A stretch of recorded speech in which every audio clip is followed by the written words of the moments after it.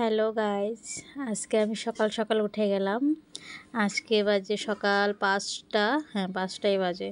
কারণ অ্যালার্ম লাগিয়ে ঘুমাই তো 5টার সময় উঠেই ফোনটা হাতে নিয়ে নিলাম আর ভিডিও করা চালু করে দিলাম।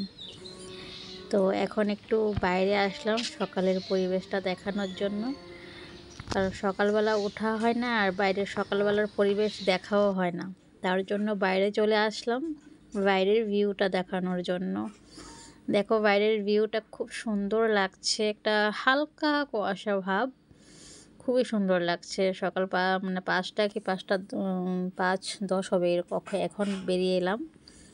তো খুবই সুন্দর, একটা হালকাই লাগছে, কুয়াশা, হালকা কুয়াশার মতন লাগছে। আর এদিকে দেখো পুরো মাটি কেটে কি কি সবজি লাগাবে সেটা ইয়ে করে রেখেছে, আগে থেকে সেট করে রেখেছে মাটিগুলো। কারণ শীতের সবজি যা ছিল সব শেষ, এখন আবার মাটিগুলো কুপিয়ে জল দিয়ে ভিজিয়ে কি করলো, আবার নতুন করে গরমে সবজি লাগাবে। কিছু হয়তো কোনোখান দিয়ে লাগিয়েছে, আমি জানি না। আবার এখানে মনে হয় কিছু আদাও লাগিয়েছে যতটুকু সম্ভব দেখলাম মনে হচ্ছে।